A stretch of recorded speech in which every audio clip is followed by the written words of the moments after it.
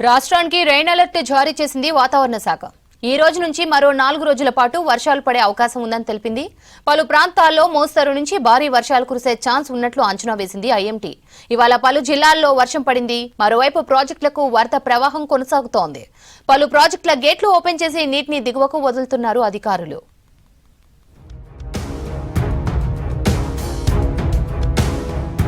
కొన్ని రోజుల గ్యాప్ తర్వాత రాష్ట్రానికి రెయిన్ అలర్ట్ ఇచ్చింది వాతావరణ శాఖ. ఇవాల్టి నుంచి 4 రోజులు రాష్ట్ర వ్యాప్తంగా భారీ వర్షాలు కురిసే ఛాన్స్ ఉందన్నారు వెదర్ ఆఫీసర్లు.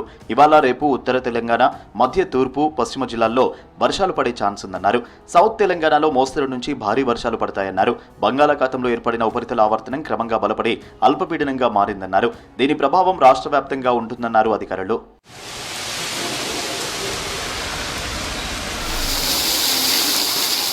పెద్దపల్లి జిల్లా శ్రీపాద ఎల్లంపల్లి ప్రాజెక్టులోకి వరద నీరు కంటిన్యూ అవుతోంది. ఎగువ నుంచి వస్తున్న వరదతో ప్రాజెక్టులోకి 42,118 క్యూసెక్ల ఇన్ఫ్లో చేరుతోంది. దీంతో 9 గేట్లను ఎత్తి దిగువకు నీటిని విడుదల చేశారు అధికారులు.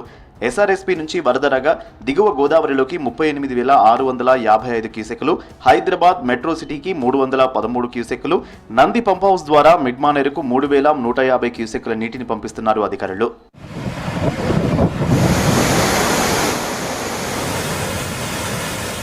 నల్గొండ జిల్లాలోని నాగార్జున సాగర్ ప్రాజెక్టుకు వరద ఉధృతి తగ్గుతోంది. ప్రస్తుతం 18 గేట్లు ఎత్తి కిందికి నీటిని విడుదల చేస్తున్నారు అధికారులు.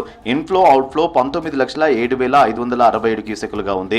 సాగర్ పూర్తి స్థాయి నీటి మట్టం 590 అడుగులు. ప్రస్తుతం 585.60 అడుగుల మేర నీరు ఉంది. సాగర్లో గరిష్ట నిల్వ సామర్థ్యం 312 టీఎంసీలు. ప్రస్తుతం 299 టీఎంసీల నీరు ఉంది. ప్రధాన జల విద్యుత్ కేంద్రంలో విద్యుత్ ఉత్పత్తి కొనసాగుతోంది.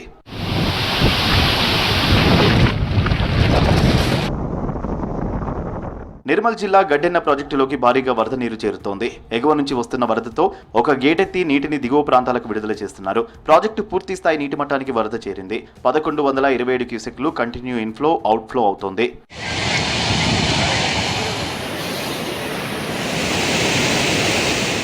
భద్రాద్రి కొత్తగూడెం జిల్లా కేంద్రంలో మోస్తరు వర్షం కురిసింది. కొత్తగూడెం పట్టణంతో పాటు పరిసర ప్రాంతాల్లో వర్షం పడింది. దీంతో పలుచోట్ల లోతట్టు ప్రాంతాలు జలమయమయ్యాయి. రోడ్లపై వరద చేరింది. మరో 2 రోజుల పాటు వర్షాలు పడే అవకాశం ఉందని, భారీ నుంచి అతి భారీ వర్షాలు కురుస్తాయని తెలిపింది వాతావరణ శాఖ.